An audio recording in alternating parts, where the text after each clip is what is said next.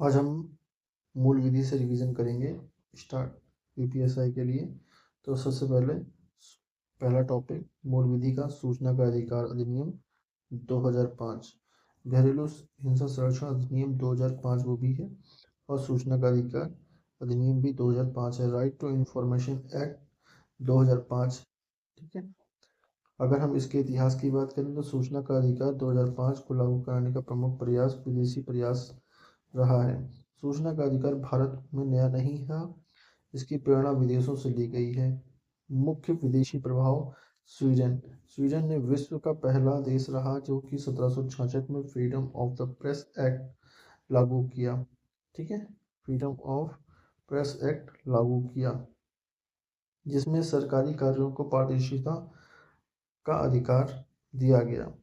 1766 में अमेरिका ने 1966 में freedom of information act FOIA लागू किया। 1966 में 1766 में स्वीडन ने और 1966 में अमेरिका ने, और ब्रिटेन ने 2000 में फ्रीडम ऑफ इंफॉर्मेशन एक्ट लागू किया। इन देशों के पारदर्शी शासन के अनुभव से भारत की प्रेरणा ली गई, और लोकतंत्र तभी सशक्त होगा जब नागरिकों को सरकार की जानकारी पाने का अधिकार मिलेगा। राजनीतिक प्रयास हुए। भारत में सूचना का अधिकार राजनीतिक आंदोलन का परिणाम रहा। 1990 के दशक में भारत में भ्रष्टाचार और अपारदर्शिता को खिलाफ जन आंदोलन हुआ, और राजस्थान में सरकार ने 1997 में सूचना का अधिकार अधिनियम राजस्थान में लागू किया। 2002 में केंद्र सरकार ने पहला फ्रीडम ऑफ इंफॉर्मेशन एक्ट पारित किया, परंतु इसे लागू नहीं किया जा सका। अंततः 2004 में कांग्रेस नेतृत्व वाली यूपीए सरकार ने अपने national common minimum programme NCMP में आरटीआई की प्रमुख वादा बनाया। 15 जून 2005 को संसद में पारित हुआ। आपसे प्रश्न पूछेगा संसद में आरटीआई एक्ट कब पारित हुआ, तो 15 जून 2005 को पारित हुआ और 12 अक्टूबर 2005 को लागू हुआ। ठीक है। न्यायिक प्रयास जुडिशियल एफर्ट्स। भारतीय न्यायपालिका ने सूचना के अधिकार को और संविधान के अनुच्छेद 19(1) के अभिव्यक्ति की स्वतंत्रता का हिस्सा माना। ठीक है। आपसे पूछेगा सूचना के अधिकार को भारतीय न्यायपालिका ने संविधान के अनुच्छेद 19(1) के अंतर्गत क्या माना? अभिव्यक्ति की स्वतंत्रता का हिस्सा माना। ठीक है। मुख्य न्याय के निर्णय क्या हो रहे हैं इसके संबंध में? तो स्टेट ऑफ यूपी वेस्ट बनाम राज नारायण 1975 आरटीआई के संबंध में उत्तर प्रदेश सरकार के द्वारा बनाम राजनारायण 1975 में सुप्रीम कोर्ट ने कहा कि जनता को यह जानने का अधिकार है कि सरकार अपने लिए क्या कर रही है, सरकार उनके लिए क्या कर रही है। दूसरा केस SP गुप्ता बनाम यूनियन ऑफ इंडिया 1982 में कोर्ट ने माना कि सरकारी गोपनीयता का उपयोग तभी उचित है जब सार्वजनिक हित में हो। इन निर्णयों से यह स्पष्ट हुआ कि सूचना का अधिकार मौलिक अधिकार के रूप में उभरा। सामाजिक प्रयास क्या रहे? भारत में आरटीआई आंदोलन का सबसे बड़ा श्रेय सामाजिक कार्यकर्ताओं और जन आंदोलनों को माना जाता है। मुख्य सामाजिक योगदान राजस्थान के भीलवाड़ा जिले में देवडुंगरी गांव में अरुणा राय और शंकर सिंह और निखिल डे ने मजदूर किसान शक्ति संगठन MKSS के माध्यम से 1990 के दशक में जानने का अधिकार आंदोलन शुरू किया। ठीक है। मजदूर किसान शक्ति संगठन के द्वारा 1990 के दशक में राजस्थान के भीलवाड़ा जिले के देवडुंगरी गांव में अरुणा राय, शंकर सिंह और निखिल डे के द्वारा यह आंदोलन चलाया गया। इस आंदोलन में ग्रामीण क्षेत्रों में सरकारी भ्रष्टाचार और फर्जी बिलों को पर्दाफाश किया गया। इसके बाद में पूरे देश में सूचना का अधिकार की मांग बढ़ी और यह एक राष्ट्रीय जन आंदोलन बन गया। मीडिया, सामाजिक संगठनों और नागरिक समाज ने भी इस अधिकार को संवैधानिक रूप से देने का दिशा में दबाव बनाया। पृष्ठभूमि बैकग्राउंड। भारत में सूचना का अधिकार कोई अचानक बनाया गया कोई कानून नहीं है, यह जन आंदोलन और लोकतंत्र को पारदर्शिता की मांग पर निकला एक परिणाम है। 1975 से 1977 में आपातकालीन के बाद पारदर्शिता की मांग और बढ़ी। आपातकाल इमरजेंसी के समय सरकार की गुप्त नीति और सेंसरशिप से जनता को यह महसूस हुआ कि सूचना तक पहुंच का अधिकार बहुत जरूरी है। प्रारंभिक प्रयास 1986 में सुप्रीम कोर्ट का निर्णय आया, स्टेट ऑफ यूपी विस राजनारायण 1975 में सुप्रीम कोर्ट ने कहा कि जनता को सरकार के कार्यों को जानकारी प्राप्त करने का अधिकार है।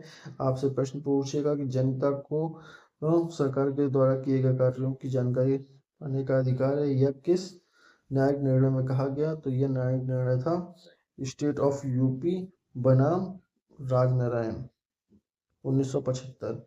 जन आंदोलन की भूमिका, जन आंदोलन की रोल ऑफ पीपल मूवमेंट 1990 के दशक में मजदूर किसान संगठन MKSS को आंदोलन। राजस्थान के भीलवाड़ा जिले के देव डुंगरी गांव में अरुण राय, निखिल डे और शंकर सिंह ने जन सूचना अधिकार आंदोलन शुरू किया। उन्होंने मांग किया कि सरकारी योजनाओं खर्चों को सोशल ऑडिट और सामाजिक लेखा परीक्षा किया जाए। इस आंदोलन में राइट टू इंफॉर्मेशन की अवधारणा राष्ट्रीय स्तर पर उभरी। राज्यों में RTI की सूचना, कई राज्यों में आंदोलन से प्रेरित होकर अपने अपने सूचना का अधिकार कानून बनाया गया। सबसे पहले 1997 तमिलनाडु ने तमिलनाडु सूचना अधिकार अधिनियम बनाया। आपसे प्रश्न पूछेगा, भारत में सबसे पहले सूचना का अधिकार किस राज्य में वर्तित हुआ? तमिलनाडु में 1997 में। फिर 1998 में गोवा सूचना अधिकार अधिनियम। फिर 2000 में राजस्थान सूचना अधिकार अधिनियम। 2002 में दिल्ली सूचना अधिकार अधिनियम। केंद्र सरकार के स्तर पर प्रयास 1997 में प्रशासन सुधार हुआ।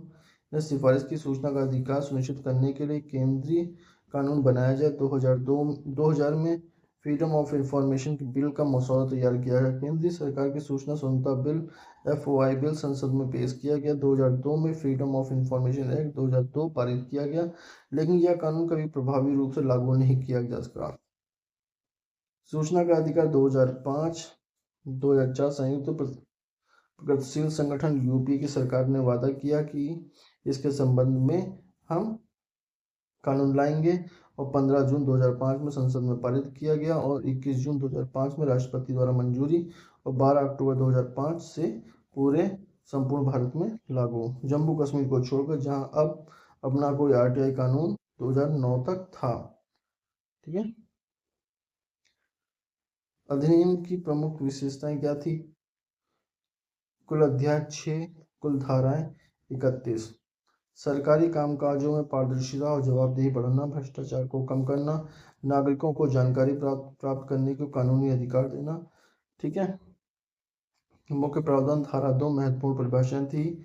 धारा 3 नागरिकों को सूचना प्राप्त करने का अधिकार। धारा 4 लोक प्राधिकरणों का कर्तव्य। धारा 5 लोक सूचना अधिकारी PIO की नियुक्ति।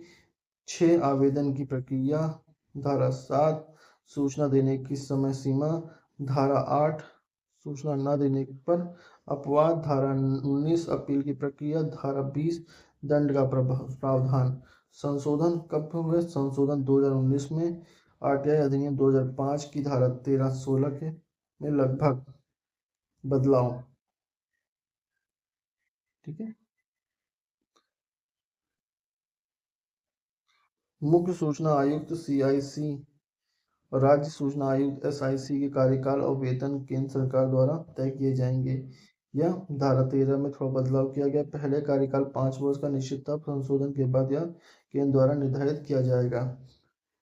प्रभाव, लाखों नागरिकों ने सरकारी कार्यों में जानकारी मांगी। कई भ्रष्टाचार मामले उजागर हुए, जैसे मनरेगा, राशन घोटाला, पुलिस जांच रिपोर्ट आदि। सूचना के अधिकार ने भारत के लोकतांत्रिक भागीदारी और सरकारी जवाबदेही को मजबूत किया।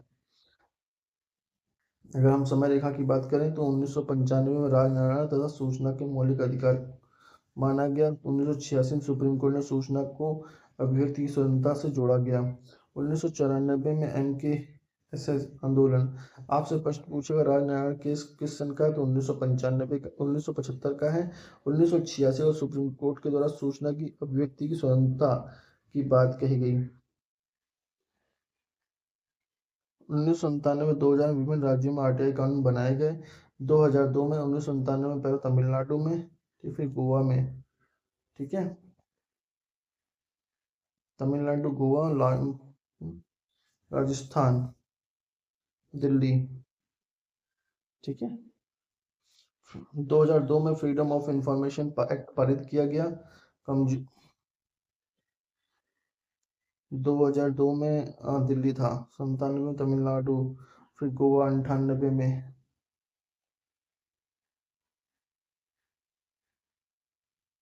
2004 में यूपी सरकार का वादा, 2005 में आरटीआई संसद पारित किया गया 12 अक्टूबर को। और 2019 संशोधन कार्यकाल में वेतन केंद्र सरकार के अधीन। सूचना का अधिकार अधिनियम 2005 में कुल अध्याय 6 हैं, कुल धाराएं 31 हैं।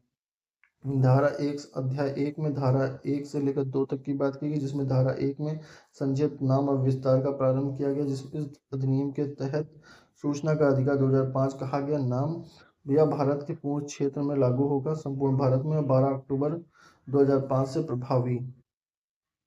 ठीक है। धारा 2 जिसमें परिभाषाओं की बात की गई, सूचना क्या है, लोक प्राधिकरण क्या है, इसकी अंतर्गत बात की गई। सूचना का अधिकार, राइट टू इंफॉर्मेशन क्या है, केंद्रीय राज्य लोक सूचना अधिकारी कौन है। ठीक है, इसकी परिभाषा दी गई। अध्याय 2 लोक प्राधिकरण को कर्तव्य, धारा 3 से 11 जिसमें अंतर्गत धारा 3 में सूचना का अधिकार, प्रत्येक नागरिक को किसी लोक प्राधिकरण में से सूचना प्राप्त करने का अधिकार इस अधिनियम में शर्तों के अधीन थे। ठीक है। धारा 4 लोक प्राधिकरण के कर्तव्य, प्रत्येक लोक प्राधिकरण को यह सुनिश्चित करना होगा कि। ठीक है। धारा 3 में सूचना का अधिकार के संबंध में बात की गई। धारा 4 में लोक प्राधिकरण के कर्तव्य की बात की गई। धारा 5 लोक सूचना अधिकारियों की नियुक्ति कैसे होगी उसकी बात की गई। अगर धारा 4 में कर्तव्य की बात की गई तो इसमें सभी क्रियाएं, निर्णय तथा नीति पारदर्शी होंगी। आवश्यक जानकारी स्वतः प्रकाशित की जाएंगी, जैसे संगठन संरचना, बजट, नियम, कर्मचारी, कार्य। वेबसाइट पर सूचना उपलब्ध कराई जाएगी।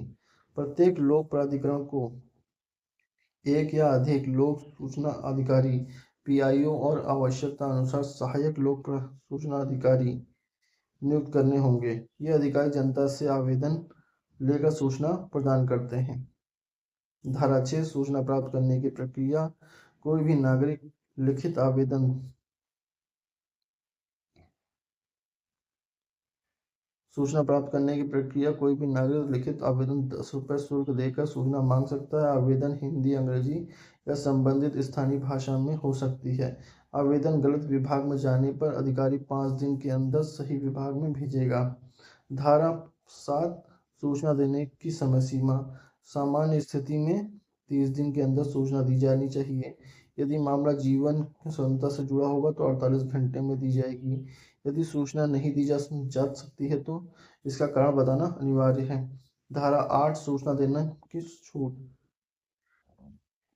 राष्ट्रीय सुरक्षा, विदेशी संबंधों जुड़ी जानकारी, न्यायिक प्रक्रिया के अधीन मामले, गोपनीय वाणिज्य सूचना, निजी जानकारी जिससे किसी भी निजता का हनन ना हो, लेकिन यदि जनहित अधिक महत्वपूर्ण हो तो सूचना दी जा सकती है। धारा 9 तीसरे पक्ष की कॉपीराइट सूचना से छूट, यदि सूचना किसी अन्य व्यक्ति की कॉपीराइट का उल्लंघन करती हो तो उसे नहीं दिया जाएगा। धारा 10 आंशिक सूचना, यदि कुछ अंश गोपनीय है तो कुछ बाकी सूचना दी जा सकती है। धारा 11 तीसरे पक्ष की संबंधित सूचना, यदि मांगी गई सूचना किसी तीसरे पक्ष से संबंधित है तो उसकी सहमति लेकर ही दी जाएगी। अध्याय 3 सूचना आयोग, central of state of information commission, धारा 12 से 17। धारा 12 केंद्रीय सूचना आयोग, केंद्र सरकार ने मुख्य सूचना आयुक्त, चीफ इंफॉर्मेशन कमिश्नर और अधिकतम 10 सूचना आयुक्तों की नियुक्ति करता है। यह आयोग नई दिल्ली में स्थित होगा। धारा 13 कार्यालय और सेवा शर्तें, पहले कार्यकाल 5 वर्ष का था और 65 वर्ष की आयु तक था। आरटीआई में संशोधन 2019 के बाद यह केंद्र सरकार पर निर्भर करता है। धारा 14 पद से हटाने का आधार, आयोग के सदस्य को केवल राष्ट्रपति ही हटा सकता है, जैसे भ्रष्टाचार, कदाचार, मानसिक अक्षमता और दिवालिया के आधार पर। धारा 15 राज्य सूचना आयुक्त, आपसे पूछेगा कि केंद्र सूचना आयुक्त किस में है, धारा 12 में है, और राज्य सूचना आयुक्त आयोग जो कि धारा 15 में है। उसके कार्यकाल की बात की जाएगी तो हर 12 16 कार्यकाल और वेतन की बात, यह केंद्र जैसे ही शर्तें लागू संशोधन 2019 के बाद राज्य आयुक्तों का वेतन कार्यकाल भी केंद्र सरकार तय करेगी। धारा 17 राज्य आयोग से हटाने की प्रक्रिया राष्ट्रपति के समान राज्यपाल द्वारा होती है न्यायिक जांच के आधार पर। ठीक है। अध्याय 4 अपील और दंड। धारा 18 20 धारा 18 शिकायतों की जांच करना। ठीक है। सूचना नहीं दी गई हो, गलत या अपूर्ण सूचना दी गई हो, अनुचित शुल्क मांगा गया हो तो व्यक्ति सूचना आयोग को शिकायत कर सकता है। धारा 19 अपील की प्रक्रिया। पहली अपील संबंधित विभाग वरिष्ठ अधिकारी को 30 दिनों के भीतर तथा दूसरी राज्य सूचना आयोग के पास पहली अपील के निर्णय से 90 दिनों के भीतर। धारा 20 दंड का प्रावधान।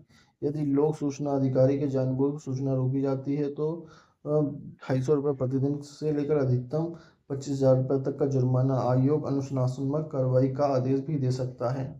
अध्याय 5 केंद्रीय राज्य सरकार के कर्तव्य 21 से 25। केंद्रीय संरक्षण protection of the action taken of good faith. यदि अधिकारी ने ईमानदारी से कोई कार्य किया है तो उसके खिलाफ कोई मुकदमा नहीं चलेगा। धारा 22 अन्य कानूनों का प्रावधान। यदि किसी अन्य कानून में सूचना देने की मनाही हो तो भी आरटीआई अधिनियम के बाद मान्य होगी, यानी आरटीआई एक्ट सर्वोच्च प्राथमिकता मिलेगी। धारा 23 न्यायालय का अधिकार। निषेध। आरटीआई से संबंधित मामलों में किसी भी निचली अदालत में हस्तक्षेप का अधिकारी नहीं है। धारा 24 खुफिया और सुरक्षा संगठनों पर अपवाद। IB, raw, BSF, CRPF, CISF, NSG आदि एजेंसियों को आरटीआई लागू नहीं होगी, लेकिन यदि मामला भ्रष्टाचार मानवाधिकार उल्लंघन का जुड़ा हो तो जानकारी दी जा सकती है। धारा 25 वार्षिक रिपोर्ट की बात कही गई है। केंद्रीय तथा राज्य सूचना आयोग हर वर्ष अपनी वार्षिक रिपोर्ट तैयार करेगा और संसद विधानसभा में प्रस्तुत करेगा। अध्याय 6 विविध। धारा 26 से लेकर 31 तक। धारा 26 जागरूकता कार्यक्रम। सरकार जनता में सूचना के अधिकार के प्रति जागरूकता फैलाएगी, प्रशिक्षण और पुस्तिकाएं प्रचार करेगी। धारा 27 नियम बनाने की शक्ति केंद्र सरकार को। धारा 28 नियम बनाने की शक्ति राज्य सरकार को। धारा 29 संसदीय नियंत्रण। धारा 30 अधिनियम में कार्यान्वयन हेतु दिशा निर्देश। और धारा 31 निर्देशन का बचाव। पुराना फ्रीडम ऑफ इंफॉर्मेशन एक्ट रद्द किया जाएगा और उसकी जगह आरटीआई 2005 लागू किया जाएगा। आरटीआई 2005 खत्म हो चुका है। अब हम बात करेंगे घरेलू हिंसा संरक्षण अधिनियम के बारे में। चलिए स्टार्ट करते हैं। घरेलू हिंसा महिला संरक्षण अधिनियम। घरेलू हिंसा महिला संरक्षण अधिनियम।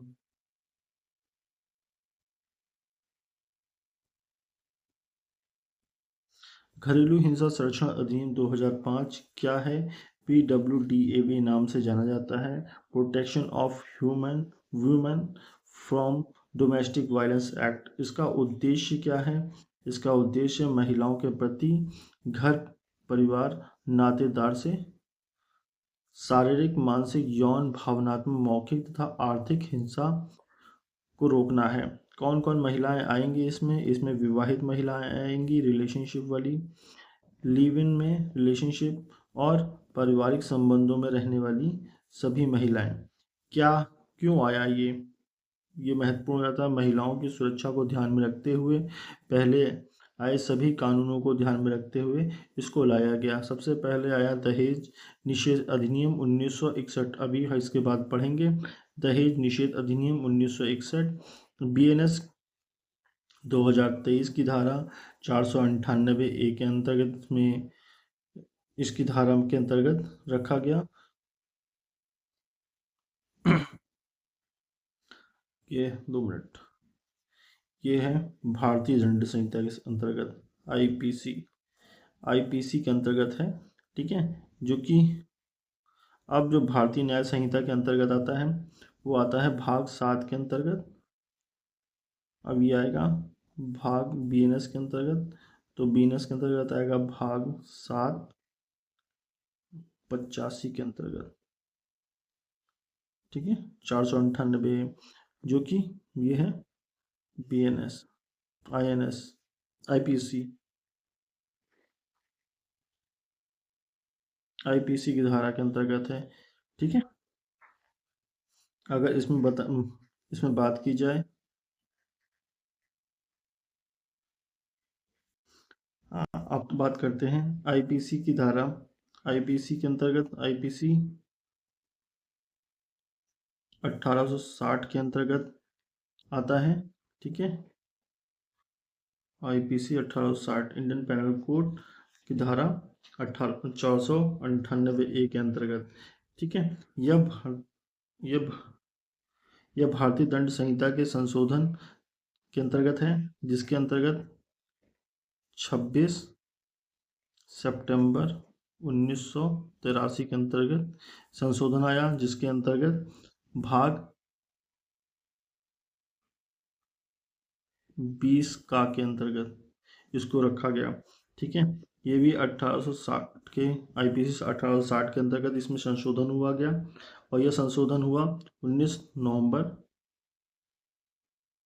1986 के अंतर्गत। ठीक है, इसके अंतर्गत जो 498 ए के अंतर्गत इसमें 3 साल की कैद थी, और जुर्माना रखा गया था इसमें 7 साल। धारा 304 बी के अंतर्गत इसमें 7 साल की कैद और 7 साल की कैद से लेकर आजीवन कारावास रखा गया। ठीक है, विदेश में इसके प्रति उठाए गए कदम अंतर्राष्ट्रीय स्तर पर CEDAW 1993 में। ठीक है, 1993 में आया। ठीक है, convention on the elimination of all forms of the discrimination against women. ठीक है, ये लाया गया। आपसे प्रश्न पूछेगा,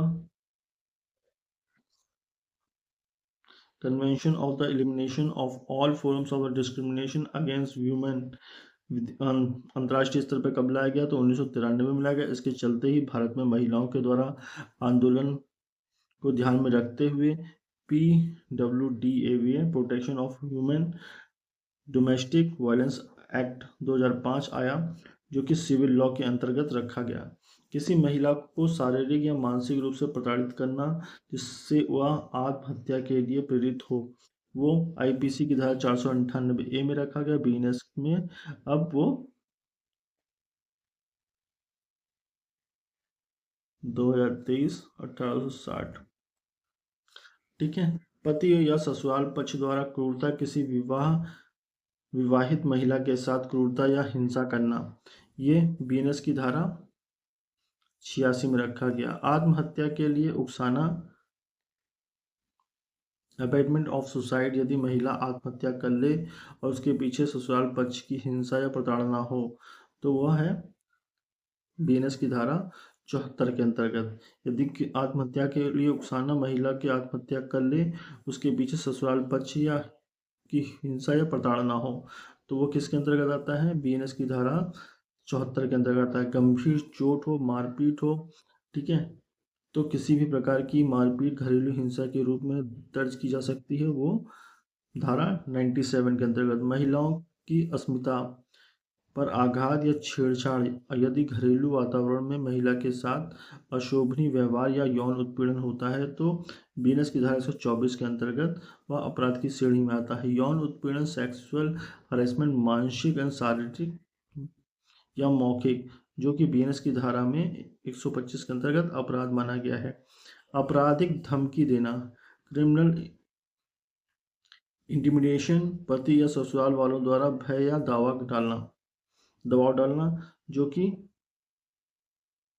बीएनएस की धारा 138 के अंतर्गत है। महत्वपूर्ण कालक्रम, अगर हम देखें 1961 में दहेज निषेध अधिनियम लाया गया, फिर उसके बाद 19 महिला के संबंध में 1983 में आईपीसी की धारा 498, जो कि पति ससुराल पक्ष द्वारा मानसिक उत्पीड़न पर सजा है।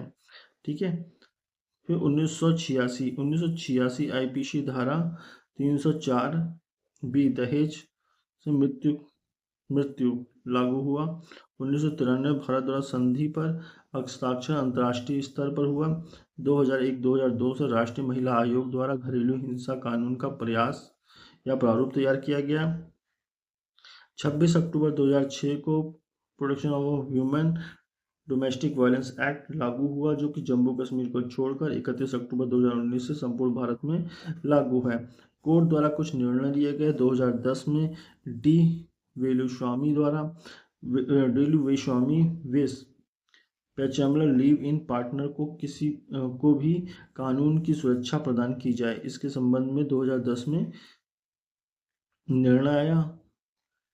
2016 में हीरालाल पी हरसोरा बनाम कुसुम हरसोरा निर्णय प्रतिवादी के रूप में सिर्फ पुरुष को ही नहीं बल्कि महिलाओं को भी लिया गया। 2016 के अंतर्गत आपसे पूछेगा, 2016 के अंतर्गत एक निर्णय लाया गया जिसमें प्रतिवादी के रूप में सिर्फ पुरुष ही नहीं बल्कि महिलाओं को भी रखा गया, तो वो हीरालाल पी हरसोरा बनाम कुसुम हरसोरा। 2020-2024 में protection of women domestic violence act के दायरे में और प्रभाव संबंधी उच्चतम न्यायालय के कई फैसले आए, जिसमें मिशन शक्ति जैसी कई नई सरकारी पहलों पर आरंभ हुए। PWDVA 2005 के तहत महिलाओं के बुनियादी अधिकार पर चर्चा हुई। BNS 2023 के तहत सुरक्षा और न्याय के में प्रदान करने संबंधित कुछ नियम कानून बनाए गए। अदालतों के फैसलों के कारण दायरा बढ़ता गया। घरेलू हिंसा संरक्षण अधिनियम 2005 लागू कब हुआ? 26 अक्टूबर 2005 को लागू हुआ। इसमें अध्याय कितने हैं? 5 हैं। धाराएं कितनी हैं? 37 हैं। अगर हम प्रथम अध्याय की बात करें तो प्रारंभिक प्रावधान, जिसमें धारा 1 से लेकर 2 तक। धारा 1 में संक्षिप्त नाम, विस्तार क्षेत्र, लागू होने की तिथि 26 अक्टूबर 2005। संक्षिप्त नाम घरेलू हिंसा महिला संरक्षण अधिनियम 2005। विस्तार संपूर्ण भारत 19 अक्टूबर 2023, ठीक है, 30 अक्टूबर 2019 से। धारा 2 परिभाषा 2A में एग्रीव्ड पर्सन मतलब पीड़ित कौन है उसके बारे में चर्चा की गई है, परिभाषा दी गई है। 2B में डोमेस्टिक मतलब घरेलू संबंध, विवाहित रिलेशनशिप, गोद, रक्त साथ रहने संबंधित बातों पर चर्चा की गई है, इसकी परिभाषा दी गई है, कौन हो सकता है domestic relationship.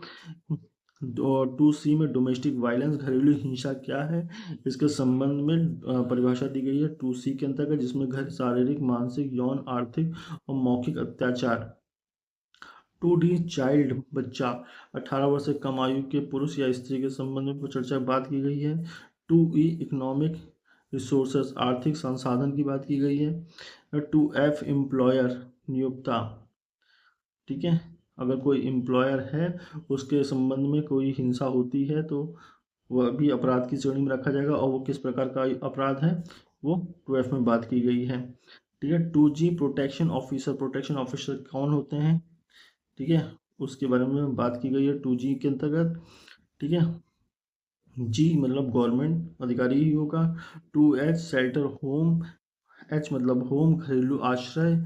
I service provider, सेवा प्रदाता, इसकी परिभाषा दी गई है। 2J में शेयर्ड हाउस होल्ड, साझा गृह की बात की गई है। 2K prescribed. 2L मजिस्ट्रेट की बात की गई है। अध्याय 2 में डोमेस्टिक वायलेंस, घरेलू हिंसा की धारा 3 के अंतर्गत शारीरिक दुर्व्यवहार, यौन, मौखिक और भावनात्मक आर्थिक दुर्व्यवहार, इसके संबंध में परिभाषाएं दी गई हैं, इसके परिभाषित किया गया है। अध्याय 3 संरक्षण अधिकारियों, सेवा प्रदाताओं आदि के अधिकार और कर्तव्य को सेक्शन 4 से लेकर 11 तक परिभाषित किया गया है अध्याय 3 में। धारा 4 में कोई भी व्यक्ति संरक्षण अधिकारी को हिंसा की सूचना दे सकता है, ठीक है, कोई भी व्यक्ति हिंसा के संबंध में संरक्षण अधिकारी को हिंसा के संबंध में सूचना दे सकता है। धारा 5 पुलिस सेवा प्रदाता और मजिस्ट्रेट के कर्तव्य। धारा 6 आश्रय गृह, ठीक है, पुलिस सेवा कर प्रदान की जा सकती, पुलिस सेवा प्रदान की जा सकती है धारा 5 में। सेवा प्रदाता मजिस्ट्रेट के कर्तव्य की बात की गई है। धारा 6 में आश्रय गृह, धारा 7 चिकित्सीय सहायता, उसे कर्तव्य निर्धारित किए गए हैं। धारा 8 संरक्षण अधिकारी की नियुक्ति, धारा 9 संरक्षण अधिकारी के कर्तव्य, धारा 10 सेवा प्रदाता जैसे एनजीओ कंपनी के अधिनियम 2013 कानूनी संस्थान, धारा 11 सरकार के कर्तव्य। अध्याय 4 राहत प्राप्त करने की प्रक्रिया, धारा 12 से 29, धारा 12 मजिस्ट्रेट के आवेदन, धारा 13 सुनवाई की तारीख की सूचना, धारा 14 परामर्श, सेवा प्रदाता का कोई सदस्य जहां पर परामर्श का आदेश दिया जाता है वहां अगली सुनवाई 60 दिन के अंदर की जाती है। धारा 16 में कार्यवाहियों को बंद कमरे में किया जाना।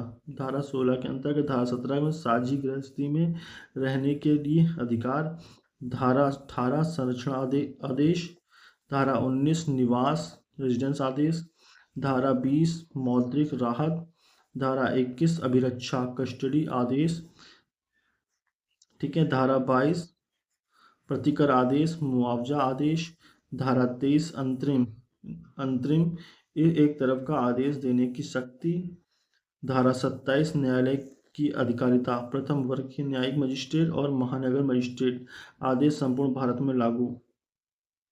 धारा 29 पीड़ित या व्यक्ति द्वारा 30 दिन के अंदर सत्र न्यायालय में अपील की जा सकती है। अध्याय 5 विविध, धारा 30 संरक्षण अधिकारी व सेवा प्रदाताओं को लोक सेवक होना, धारा 31 संरक्षण आदेश का उल्लंघन करने पर दंड का प्रावधान 1 साल का कारावास 20,000 रुपये तक का जुर्माना। धारा 32 संज्ञेय अपराध और गैर जमानती अपराध पीड़ित के गवाही मात्र से ही। धारा 33 संरक्षण अधिकारी द्वारा कर्तव्यों का उपेक्षा की स्थिति में प्रावधान 1 साल का कारावास 20,000 रुपये तक का जुर्माना दोनों। धारा 34 से 35 प्रक्रिया, धारा 36 से 37 अन्य कानूनों पर प्रभाव नियम बनाने की शक्ति। संक्षिप्त बात करें तो अध्याय 1 में धारा 1 से 2 में जिसमें प्रारंभिक और परिभाषाएं की बात की गई है, नाम और अर्थ बताए गए हैं। अध्याय 2 में धारा 3 जिसमें घरेलू हिंसा की परिभाषा दी गई है, ठीक है। शारीरिक मानसिक यौन अपराध की दी गई है। और अध्याय 3 में 4 से 11 संरक्षण अधिकारी व उनके कर्तव्य की बात की गई है, मदद का चरण। और जिसमें कि अध्याय 4 12 से 29 राहत की प्रक्रिया, आदेश की बौछार याद करने की ट्रिक। अध्याय 5 30 से 37 विविध एवं दंडात्मक प्रावधान, कड़ी निगरानी। अब हम बात करते हैं नेक्स्ट टॉपिक की। चलो स्टार्ट करते हैं। हमारा दूसरा टॉपिक है दहेज प्रतिषेध अधिनियम। हमारा टॉपिक है दहेज प्रतिषेध अधिनियम। दहेज प्रथा की वैश्विक पृष्ठभूमि। पहला टॉपिक वैश्विक पृष्ठभूमि क्या रही। दहेज की प्रथा केवल भारत तक ही सीमित नहीं थी, वो प्राचीन रोमन में विवाह में लड़की के साथ संपत्ति देना एक सामान्य परंपरा रही है। फिर यूरोप की बात करें तो यूरोप में मध्य युग में दहेज लड़की की सामाजिक सुरक्षा माना जाता था, ठीक है। चीन और ग्रीस में विवाह में धन और संपत्ति देना प्रचलित था और 20वीं सदी में यही प्रथा महिलाओं के शोषण का कारण मानी जाती है, ठीक है। संयुक्त राष्ट्र ने यूएन ने महिलाओं के विरुद्ध हिंसा को मानवाधिकार उल्लंघन घोषित किया है, जिसमें दहेज हिंसा भी शामिल है। भारत में दहेज की पृष्ठभूमि अगर देखी जाए तो प्राचीन भारत में विवाह में स्त्री धन दिया जाता है जो कि लड़की की सुरक्षा हेतु दिया जाता है। बाद में यह मांग आधारित लेन देन बन गया है। ब्रिटिश काल में दहेज एक सामाजिक बुराई बन चुका था। स्वतंत्र भारत में दहेज के कारण महिलाओं की हत्या, आत्महत्या, उत्पीड़न को ज्यादा बढ़ा हुआ देखा गया। दहेज प्रतिषेध अधिनियम 1961 जो कि बहुत ही मोस्ट इम्पॉर्टेंट हो जाता है, यह पारित हुआ 1961 में, लागू हुआ 1 जुलाई 1961 को। कब लागू हुआ? 1 जुलाई 1961 को लागू हुआ। ठीक है।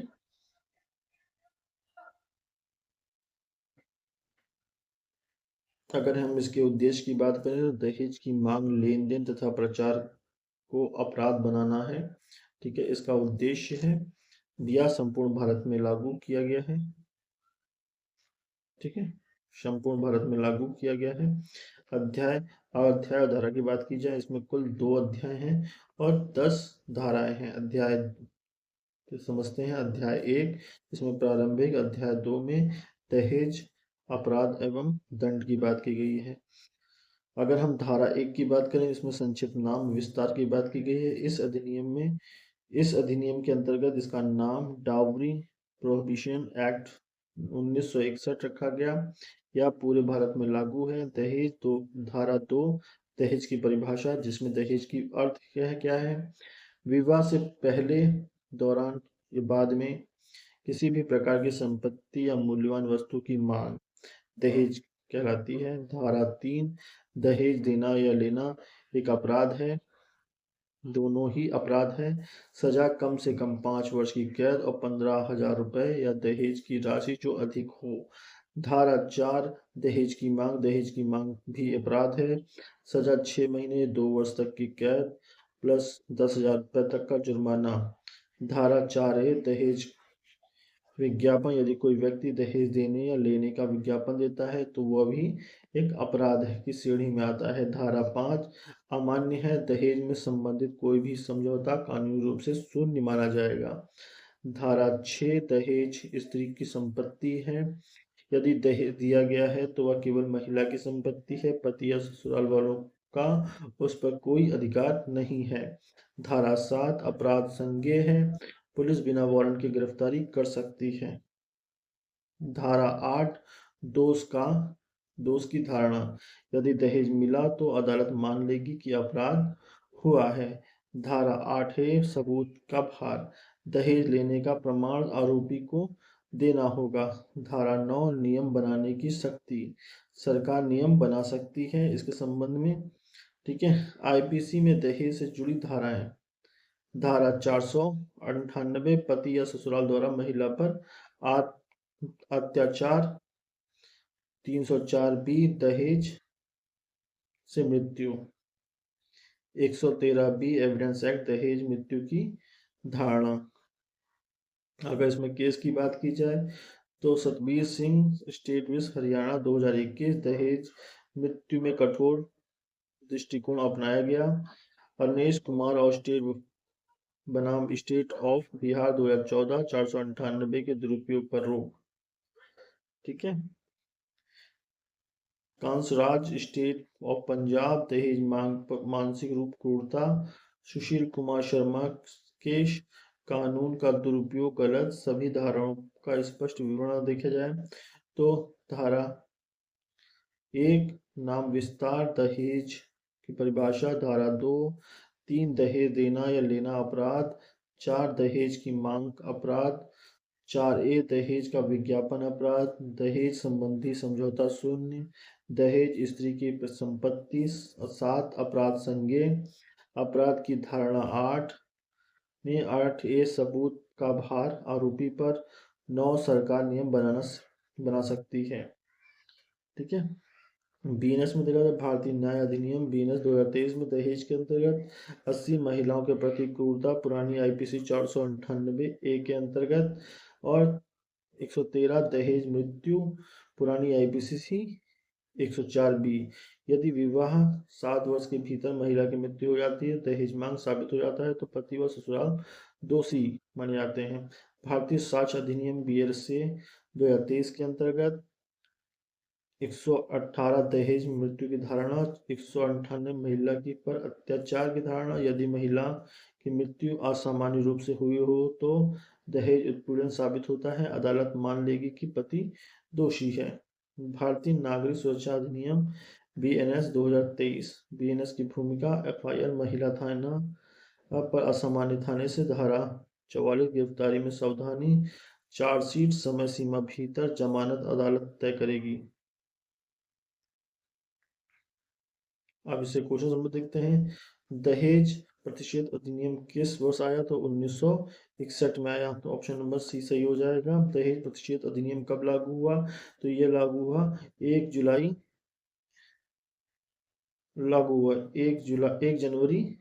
1962 को।